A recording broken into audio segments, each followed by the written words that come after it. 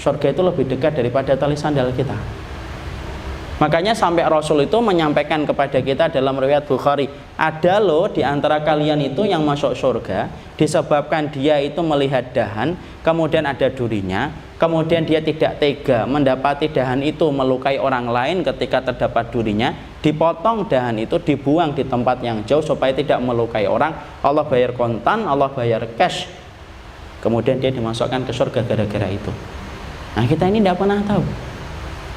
Bisa jadi kemudian kita haji 1 kali, 2 kali tidak diterima ketika di dalamnya ada riya. Tapi bisa jadi kemudian kita pergi, kemudian ngisi bensin di pom bensin, kemudian mas di pom bensin nanya, ngisi berapa Pak? 190. Kemudian ketika selesai kita bayar 200, dia akan mengembalikan 10.000. Sudah Pak, buat Bapak aja. Jangan lupa sholat ya. Kemudian ditutup mobil kita, kita jalan, orang itu terenyuh ngeliatin mobil kita dari belakang, dia bersyukur. Baru kali ini ada orang yang ngingetin saya sholat, ditambah lagi dengan hadiah 10.000. Dia syukur sama Allah, syukurnya menembus langit. Dan akhirnya justru bisa memasukkan kita ke surga. Kita ini tidak tahu Pak. Selamat datang di channel Langkah Iman Istiqomah. Jangan lupa like, komen, dan subscribe. Dan semoga kita semua mendapatkan ilmu yang bermanfaat. Amin. Tujuan besar itu ketika Allah menyebutkan sampai ratusan kali kata surga, yaitu adalah bagaimana menanamkan sifat roja. Kita berharap dan tafaul serta kita optimis bahwasanya muara dari segala keletihan kita dalam ibadah itu adalah mendapatkan surga. Tahukah kita bahwasanya Allah itu tidak pernah memuji dunia, tapi Allah itu selalu memuji surga. Maka coba antum bayangkan, saya juga ikut membayangkan, kalau Allah zat yang sempurna dan zat yang maha indah sampai memuji bahwasanya surga itu adalah tempat yang terbaik yang Allah ciptakan bagi hamba yang bertakwa. Kalau yang memuji itu adalah Allah zat yang sempurna dan tidak mengenal kekurangan, kita bisa bayangkan sesempurna apa surga itu Allah ciptakan bagi hamba yang bertakwa, ketika zat yang maha indah saja mengatakan surga itu indah dan surga itu adalah miliknya Allah yang paling mahal. Saya ambilkan analogi yang gampang. Kalau antum dan saya mendengar ada orang yang komentar makanan itu enak, jangan buru-buru percaya. Lihat dulu siapa yang komentar mengatakan makanan itu enak. Kalau yang mengatakan makanan itu enak kuli, Anda usah percaya. Kuli itu yang penting banyak, yang penting murah. Pasti akan mengatakan makanan ini enak benar. Kenapa? Banyak dan murah. Kalau ada yang mengatakan makanan enak itu adalah santri, sama Pak, tidak usah percaya. Santri itu yang penting ada sausnya dan micinnya dikit sudah bilang enak. Karena saya korbannya 4 tahun ya. Karena makanya kemudian tidak usah percaya. Tapi kalau Bapak dan Ibu menemukan ada seorang chef internasional, kemudian dia sudah melalang buana dan dia ternyata mendapatkan banyak penghargaan ketika dia memasak, dan bukunya laris manis bestseller ketika dia merumuskan teori-teori di dalam memasak, sampai kemudian dia mengatakan makanan ini enak.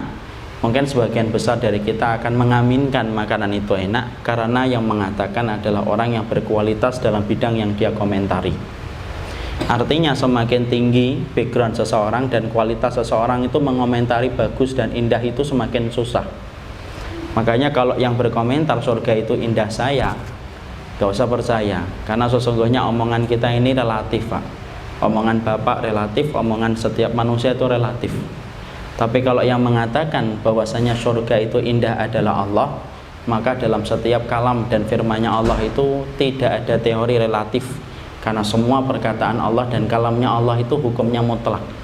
Dan kita bisa bayangkan seindah apa surga itu ketika zat yang maha indah yang tidak mengenal kekurangan sampai mengatakan surga itu indah. Kita bisa bayangkan seindah apa itu surga yang Allah ciptakan. Makanya kalau saya mengatakan, contoh lagi, saya mengatakan rumah ini bagus, mungkin bagi arsitek seleranya Ustadz cuma segitu. Kalau menurut saya itu tidak bagus. Kenapa? Dia terbiasa melihat sesuatu yang lebih bagus dari apa yang saya komentari. Maka bayangkan surga itu dikatakan oleh Allah dengan kata indah, dan Allah tidak pernah memuji satu tempat kecuali tempat itu adalah surga. Makanya ketika kita akhirnya mendapati Allah itu ngulang kata-kata surga, selalu beriringan dengan kata-kata mengalir di bawahnya sungai-sungai dan berbagai macam kenikmatan yang lainnya. Maka sesungguhnya ternyata itulah yang memberikan kekuatan bagi orang yang beriman. Karena kalau kita akhirnya faham bahwasanya muara dari perjalanan kita itu menuju kepada surga, maka ujian-ujian yang berat itu akan terasa ringan ketika orang itu mengerti di balik setiap ujian dan kesulitan yang dia dapatkan itu ada surga. Karena mengingat surga itu kekuatan, Pak. Adapun mengingat dunia itu kelelahan dan keletihan. Kita ini kalau seorang laki-laki baru bangun, yang sudah kita pikirkan itu hitung-hitungan materi dan dunia, pasti hari kita melelahkan dan meletihkan. Makanya senggolan motor dikit dan mobil langsung bacok-bacokan, karena sudah lelah dia dengan segala pikiran ketika dia digelayuti dengan dunia. Tapi sebaliknya kalau kita memikirkan surga, ternyata memikirkan surga itu adalah kekuatan. Dan kunci orang yang beriman itu adalah ketika hati mereka itu hidup dengan bayang-bayang surga yang hidup di dalam hati dan jiwa mereka. Makanya Allah itu mengabadikan bagaimana orang-orang solih itu yang menjadikan mereka kuat dalam setiap ujian yang Allah berikan kepada mereka. Karena orang solih itu berhasil menciptakan lentera di dalam hati mereka untuk membayangkan surga. Kita ambil contoh Ibunda Asia, suaminya Fir'aun, dimana kemudian Fir'aun adalah orang yang paling kejam. Tapi ternyata yang menjadikan Bunda Asia itu kuat ketika dia bersuamikan kayak Fir'aun yang memenggal kepala setiap bayi Bani Israel, ternyata Allah abadikan di dalam Al-Quran, Rabbibnili indaka baitan fil jannah, ya Allah bangunkan sebuah rumah untukku di surga. Ternyata keinginan beliau untuk mendapatkan surga itulah yang menjadikan dia menampak dalam kekuatan dalam setiap ujian yang beliau dapatkan. Bayang-bayang surga. Tadi saya bicara tentang Khadijah dengan beliau, ya, beliau bicara tentang Khadijah. Khadijah pun sama, Pak. Khadijah itu ternyata yang menjadikan beliau itu kuat ketika menemani Rasulullah di awal-awal dakwah yang penuh dengan ujian, penuh dengan duri dan onak yang beliau hadapi. Ternyata Allah itu ketika memberikan kekuatan kepada Ibunda Khadijah, perhatikan lafaz hadisnya. Rasulullah berkata sama Khadijah, Innallaha basyaraki bibaitin fil jannah. Wahai Khadijah, sesungguhnya Allah itu memberikan kabar gembira kepadamu dengan sebuah rumah di surga. La sakhab fihi wala nasab fihi. Sesungguhnya di dalam rumah yang kamu nanti dapatkan di surga itu tidak ada keramaian, kegaduhan di dalamnya, dan sesungguhnya setiap rumah yang kamu dapatkan di surga itu sesungguhnya tidak ada kelelahan dan keletihan. Kenapa dikatakan sakhab dan nasab? Karena sesungguhnya untuk menggantikan ramainya rumahnya Khadijah ketika para sahabat itu selalu keluar masuk rumahnya Khadijah setiap waktunya. Dan kita tahu ya tabiatnya perempuan itu penguasa rumah. Tapi ternyata Ibunda Khadijah itu rela untuk kemudian di luar masuk, keluar masuk. Tidak pernah beliau kemudian marah, karena kemudian dia tahu bahwasanya yang datang itu adalah umatnya, suaminya, yaitu adalah seorang Rasul. Diganti cash dan kontan. Dan itu yang menjadikan Ibunda Khadijah itu kuat. Kita mendapati ada seorang ulama, Imam Ibnu Taimiyah, itu ujiannya berat, Pak. Berpuluh-puluh kali kemudian beliau itu melewati banyak ujian dan beliau dipenjara berkali-kali. Tapi yang menarik adalah senyuman tidak pernah hilang di wajahnya. Dan yang menarik adalah ketika Imam Ibnu Taimiyah itu berkata, perkara apa yang bisa menjadikan dia kuat di tengah ujian yang begitu banyak ketika beliau berdakwah dan menyebarkan kalimat kebenaran. Dia katakan bahwasanya dalam salah satu syairnya, Mada yasna'u a'da'i bi, yang bisa dilakukan musuh sama aku itu ya apa? Fa'ina qatli, kalau mereka membunuhku syahid, kalau mereka mengusirku siyahah, kalau kemudian mereka memenjarakan aku, maka memenjarakan aku itu adalah khulwah, aku berdoa dengan Allah. Fa'innal jannata la tufarikuni, sesungguhnya surga itu tidak pernah pisah dari diriku, karena sesungguhnya surga itu hidup di dalam hatiku dan jiwaku. Disitulah yang menjadikan Imam Ibnu Taimiyah itu kuat. Kenapa? Surga itu hidup di hatinya beliau. Makanya malaikat itu kalau turun menguatkan orang yang beriman itu tidak muluk-muluk. Sebagaimana ayat yang sering disampaikan oleh para asatid, innal ladzina qalu rabbunallah tsumma istaqamu tatanazzalu alaihimul malaika alla takhafu wa la tahzanu wa abshiru bil jannatil lati kuntum tu'adun. Makanya dalam surat Fussilat 30 kemudian Allah berfirman, orang itu kalau mengatakan beriman kemudian dia istiqamah, turun kepada mereka itu para malaikat Nah, malaikat itu memberikan tasjik. Tasjik itu motivasi. 3. Ala takhafu, lu yang kamu takutkan itu apa? Dalam urusan dunia itu yang kamu takutkan apa? Wala tahzanu, jangan kamu sedih dari apa yang lewat, dari apa yang luput dalam urusan dunia, nggak jadi kamu dapat tuh nggak usah sedih. Kemudian malaikat yang ketiga, wa abshiru, gembirakan hatimu karena sesungguhnya ada surga yang telah dijanjikan oleh Allah. Dan ternyata itulah metode malaikat ketika menguatkan orang yang beriman. Jadi disitulah kita paham, mengingat surga itu kekuatan. Jadi istri kalau dia tidak ingat surga, dia akan pernah kuat dia mendampingi suaminya, karena suaminya hanyalah laki-laki akhir zaman yang penuh dengan kekurangan dan kesalahan.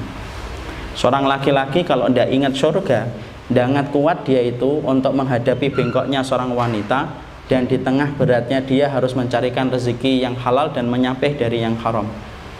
Seorang dai kalau tidak ingat surga, dia nggak akan kuat, Pak, karena sesungguhnya dalam dakwah itu kita sering berhadapan pro dan kontra.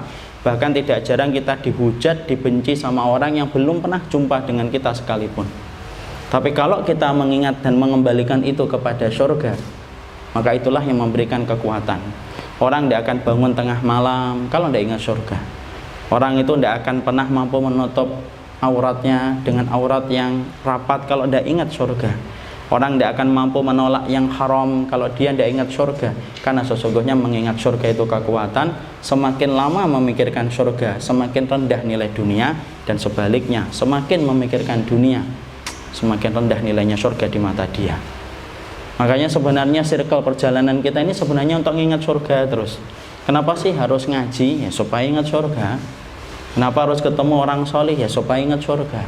Kenapa baca Quran? Karena mengingat surga. Karena selalu kita akan membaca kata surga dalam setiap halaman yang kita lewati. Tidaklah kita itu 3 atau 4 halaman kecuali pasti akan mendapatkan kata surga disebutkan oleh Allah dalam 4 halaman yang kita baca di dalam Al-Quran. Karena besar pengaruhnya surga dalam kehidupan kita. Kalau ini lemah, Pak, nah itulah yang menjadikan orang itu berbuat kemaksiatannya karena tidak paham tentang surga. Makanya simple betul. Nabi itu betul-betul akhirnya ketika mentarbiyah para sahabat, tidak susah, tidak berbelit-belit, tidak kemudian sulit bagaimana mentarbiyah para sahabat. Nabi itu kalau mentarbiyah sahabat itu ya sudah dihidupkan aja itu bayang-bayang hatinya itu untuk ingat surga. Makanya ada salah satu kisah tentang gugurnya seorang sahabat yang bernama Umair bin Al-Hammam radhiyallahu anhu. Nabi itu ketika sebelum peperangan, Nabi itu tahu para sahabat itu sempat khawatir karena mereka menghadapi pasukan yang besar dan personel mereka yang jauh lebih banyak. Maka Nabi itu simpel memberikan motivasi sebagai komandan perang, karena kita tahu ya peperangan konvensional itu selalu setiap komandan itu menyampaikan kata-kata untuk membangkitkan semangat. Dan Rasulullah itu memberikan kata-kata semangatnya itu simpel, sederhana, persis dengan sifat yang dimiliki oleh beliau. Jawami'ul kalim, pendek, ringkes, padat, tapi kena. Rasulullah cuma mengatakan, sudahlah ini pasukan itu lihat tuh, bergegaslah kalian menuju surga seluas langit dan bumi. Simpel, sederhana. Para sahabat yang asalnya tadi sempat berkelebat rasa takut menghadapi personel yang lebih banyak, persenjataan yang jauh lebih lengkap daripada persenjataan mereka, hilang itu, bayang-bayang ketakutan itu hilang sampai mereka semangat untuk maju. Ada satu sahabat yang bernama Umair bin Al-Hammam yang kemudian ketika mendengarkan Nabi mengucapkan kata surga seluas langit dan bumi, Umair bin Al-Hammam itu langsung ngomong bah itu apa sih? Kalau bahasa Jawa itu bah. Maka Nabi ngomong, kenapa kamu mengatakan bah? Ya Rasulullah, saya ingin menjadi penghuni surga seluas langit dan bumi. Kemudian Rasulullah berkata, kamu insya Allah menjadi salah satu penghuni surga seluas langit dan bumi. Langsung hilang rasa takutnya, maju dalam peperangan. Dan ternyata sebelum melangkah ke dalam kancah peperangan, dia teringat di sakunya ini ada korma. Di rogoh kormanya itu dikeluarkan, diajak ngomong. Saking rawi yang menyampaikan hadis ini berkesan dengan omongan itu dimasukkan dalam hadis ini. Maka Umair Al-Hammam itu langsung ngomong sama kormanya, wa inilah akulu hadhihi tamaratun lahayatun tawilah. Kalau saya ini sempat-sempatkan makan korma ini, terlalu lama saya itu mendapatkan surga nanti, lambat saya dapetin surga. Fa'alqa tamaratin kunna fi yadihi, dilemparkan korma yang tadi di tangannya, dilempar berperang dan akhirnya gugur dalam peperangan itu. Itulah surga. Kita hidup pada zaman ketika semua materialisme itu dibangun dan dibuat bagaimana pernik-perniknya dunia itu tampak menarik betul. Dan kita khawatir kepada diri kita masing-masing, tidak terkecuali saya dan keluarga serta anak-anak saya. Kita khawatir bayang-bayang indahnya surga itu luntur dan hilang, tergantikan dengan indahnya bayangan dunia. Dan secara tidak sadar kita panjang angan-angan seakan-akan kita hidup terus selamanya. Dan itulah pangkal dari semua kemaksiatan yang dilakukan manusia. Makanya disitulah kita paham, mengingat surga itu kekuatan, mengingat dunia itu kelelahan dan keletihan. Maka kemudian ada 4 perkara yang ingin sampaikan, 3 lah. Karena kalau mau menjelaskan ada banyak Pak kaidah tentang surga.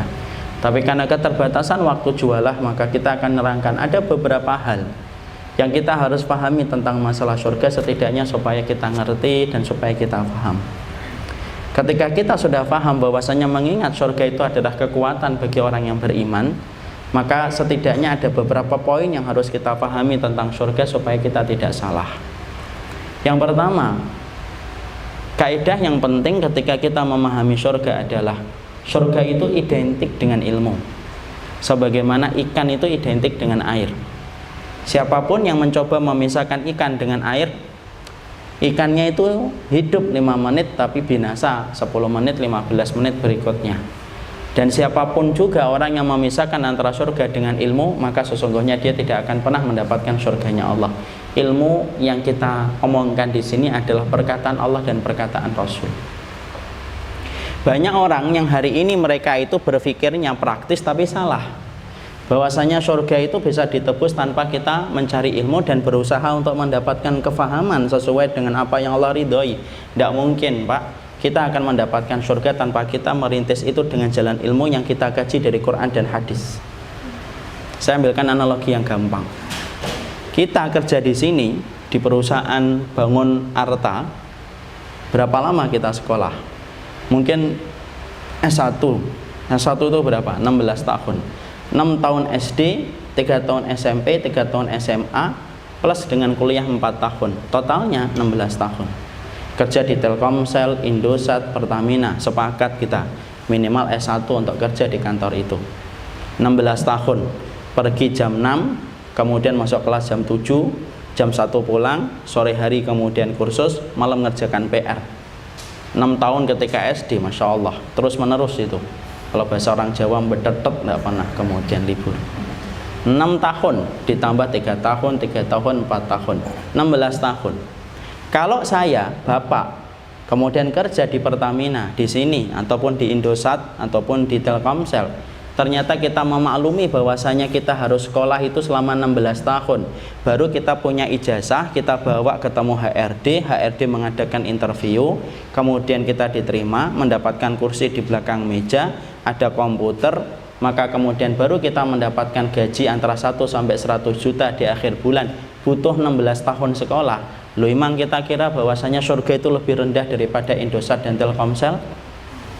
Sampai kita tidak pernah mau ngaji, sampai kemudian kita selalu dingin kalau kemudian diundang ke kajian, ayo ngaji, ya enggak lah.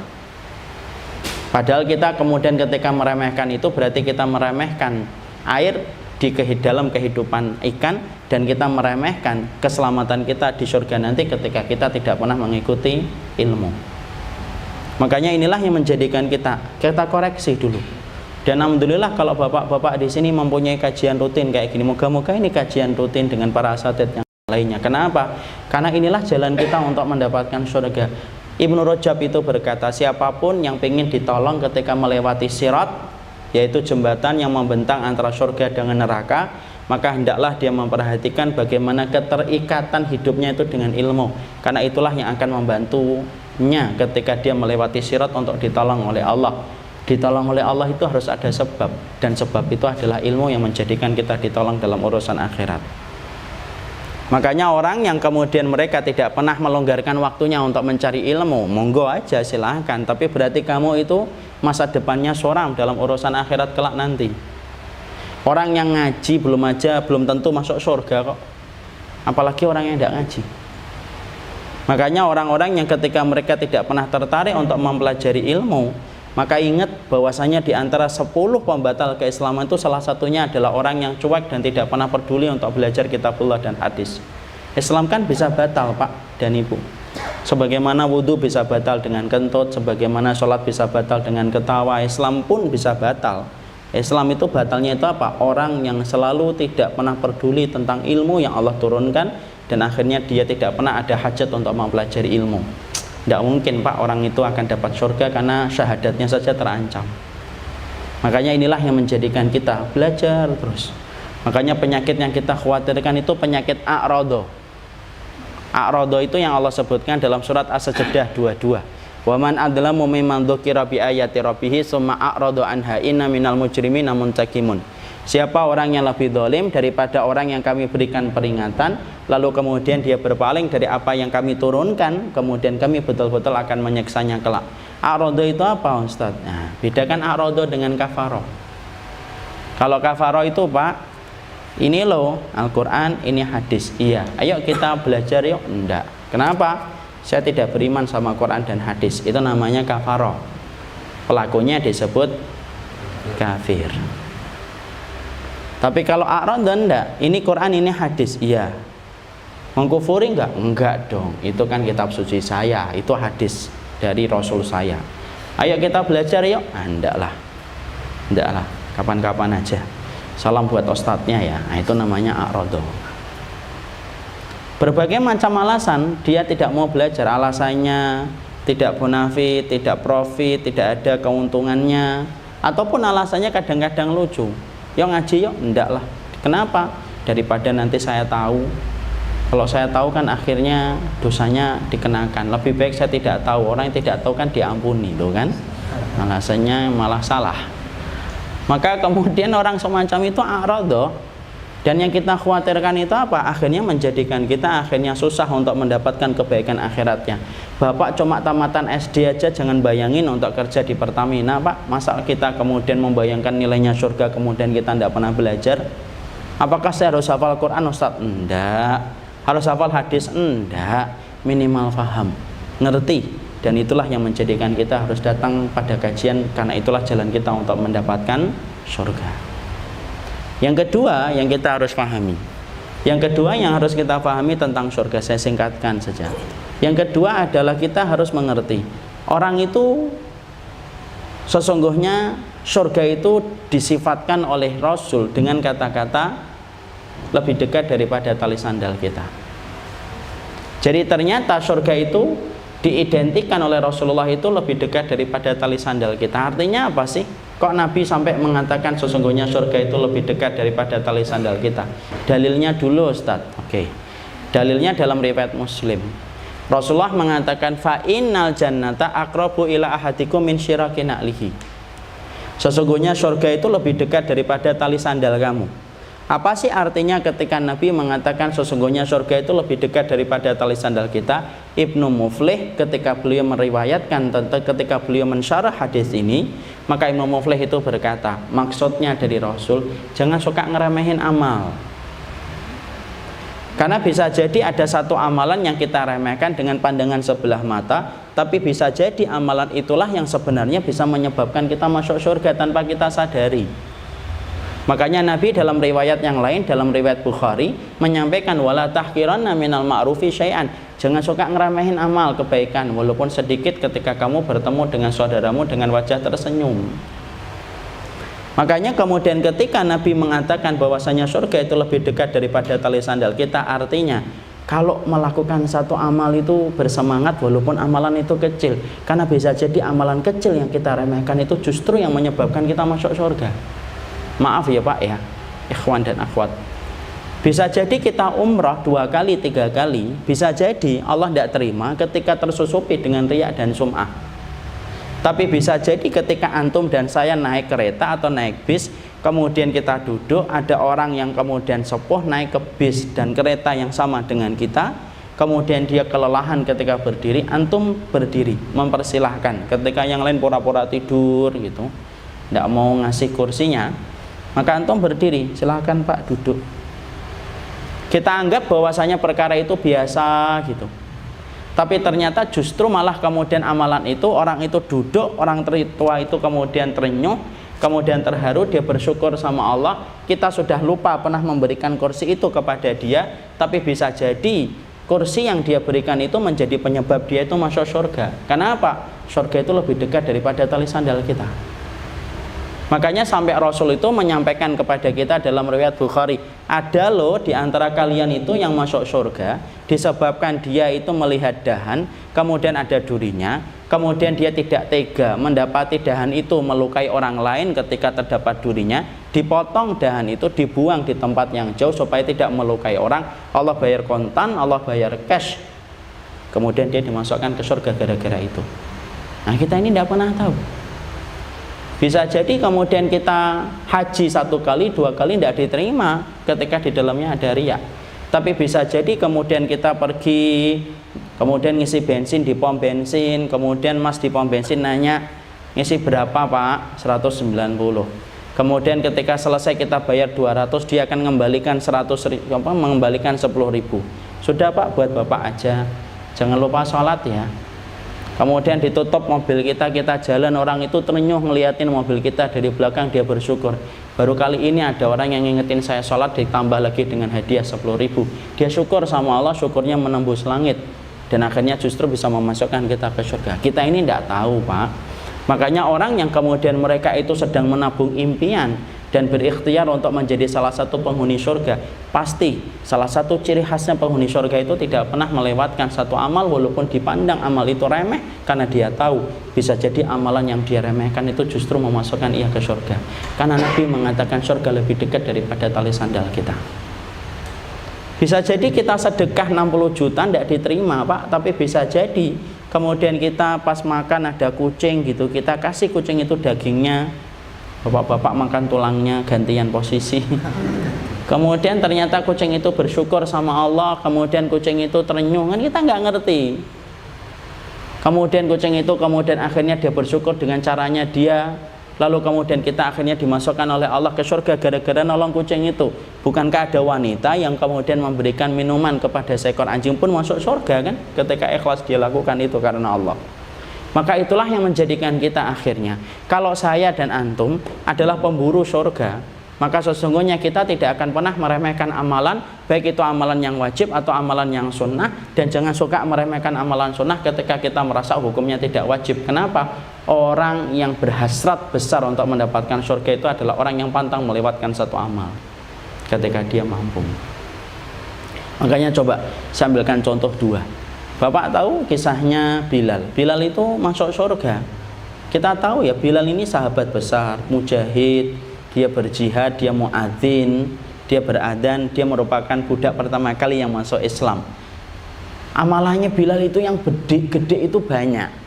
Ketika Nabi habis Isra Mi'raj dalam riwayat Muslim, Nabi itu tiba-tiba nanya sama Bilal, "Ya Bilal, ini sami itu dufa'na laika fil janahi." Bilal, aku dengar suara terompah kakimu di surga. Fama amil tafil Islam. Loh, yang kamu lakukan di dalam Islam itu apa? Kok sampai kamu itu terdengar suara terompah kakimu di surga? Yang ditanya Bilal ya tawadhu Pak, tidak melakukan amalan apa-apa. Kalau yang ditanya kita mungkin jawabannya banyak. Oh, kajian saya hari Jumat itu saya ikut kajian itu. Sedekah 20.000. Nah, itu kalau kita. Tapi kalau Bilal ditanya, dia merendah, saya tidak melakukan amalan apa-apa ya Rasulullah. Padahal adzan, hijrah, jihad, kemudian budak pertama kali yang masuk Islam, oh semua amalan besar dilakukan Bilal. Tapi akhirnya ditanya Nabi, lo yang menyebabkan kamu sampai dimasukkan ke surga, sampai terompah kakimu kedengaran sama aku itu apa? Ya Rasulullah, tidaklah aku melewati siang dan malam, kalau aku berhadas cepat-cepat saya ambil air wudhu, kemudian saya sholat 2 rakaat. Karena saya tidak nyaman ketika saya berhadas, dan kemudian saya ikutkan dengan sholat 2 rakaat. Loh, ternyata itu yang menyebabkan Bilal dimasukkan Allah ke surga. Padahal amalan itu jauh lebih ringan daripada amalan adzan, jauh lebih ringan daripada amalan hijrah, dan jauh lebih ringan daripada amalan ketika dia menjadi budak pertama kali yang masuk Islam. So, perhatikan, kita tidak pernah tahu di antara pintu surga mana yang kemudian kita itu akan dimasukkan oleh Allah ke surga. Kita lihat Abu Dawud. Antum tahu Abu Dawud? Abu Dawud itu kan salah satu perawi hadis ya. Ada Abu Dawud, kemudian ada Abu Bukhari, ada Muslim, ada kan Ibnu Majah, ada Tirmidzi, bacanya Tirmidzi ya Pak, jangan Turmudi. Turmudi itu tukang batu, tetangga saya itu Turmudi. Tirmidzi. Maka kemudian ada salah satu ulama hadis yang terkenal yang dinamakan dengan Abu Dawud. Pernah ada satu kisah karomahnya beliau dicatat dalam kitab Fathul Bari Ibnu Hajar. Beliau ini, Imam Abu Dawud ini pernah akan mencari hadis melewati sungai. Dulu kan sungai-sungai itu di negara-negara wilayah kaum muslimin dijadikan alat tempat transportasi. Abu Dawud akan mencari hadis, naik ke perahu bersama dengan penumpang yang lainnya. Naik melewati perahu itu, tiba-tiba di pinggir sungai ada orang yang bersin. Orang yang bersin itu ngucapin doa Alhamdulillah. Kewajiban kita sunnahnya apa Pak? Menjawab. Kalau dia berdoa. Kalau dia nggak berdoa nggak usah didoakan Pak. Makanya kalau kita sedang bersin itu doanya agak keras. Jangan di dalam hati. Tapi nggak usah keras-keras banget ya. Minjem mic dong, saya mau bersin, nggak usah. Maka kemudian sekedarnya saja. Maka Abu Dawud itu naik perahu, kemudian mendapati ada orang yang bersin itu, kemudian Abu Dawud ngomong, tolong dong pinggirin perahunya. Nggak mau. Pinggirin perahunya, nggak mau. Kemudian di rogoh itu di kantongnya ada uang 1 dirham, sekitar 150-200 ribu. Nih 1 dirham nih. Tolong pinggirin perahunya sebentar aja. 1 dirham Pak, lumayan tambahan kan? Pengemudi perahunya mau dipinggirin perahunya. Turun itu Abu Dawud ngampirin orang yang bersin tadi. Semua penumpang perahu itu ngeliatin ini orang ini ngapain sih minta turun sebentar. Ternyata Abu Dawud itu menghampiri orang yang bersin, kemudian dia berkata, yarhamukallah. Orang itu menjawab, yahdikumullah wa yuslihu balakum. Sudah, balik lagi ke perahu. Orang yang kemudian di dalam perahu itu semuanya bengong. Loh, kamu itu turun itu hanya jawab dia bersin? Iya. Nggak ada yang lain kencing-kencing kayak mungkin buang air besar gitu. Nggak. Sampai pengemudi perahunya bilang, kamu membayarku 1 dirham hanya untuk bayar untuk mendoakan dia orang bersin? Iya. Loh, yang menjadikan kamu melakukan itu apa? Dijawab sama Abu Dawud, la'allahu ayyakuna min mujabid dakwah. Saya berharap doanya dia terkabulkan untukku ketika aku mendoakan dia. Karomahnya mana Ustaz? Belum. Karomahnya ketika perahu itu jalan.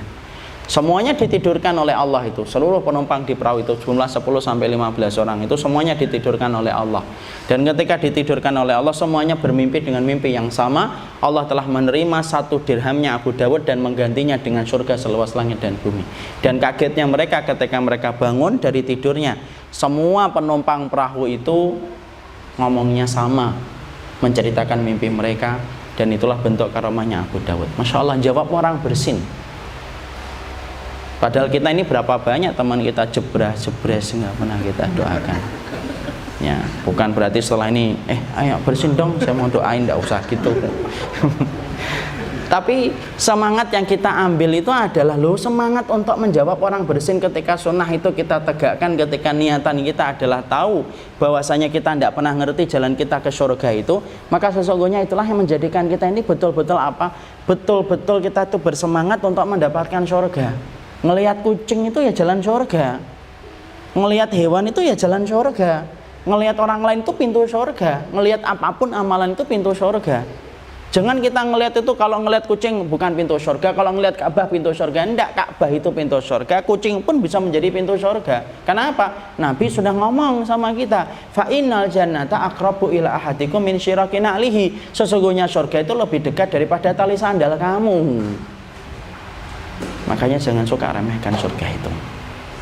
Itu yang kedua. Yang ketiga ini terakhir.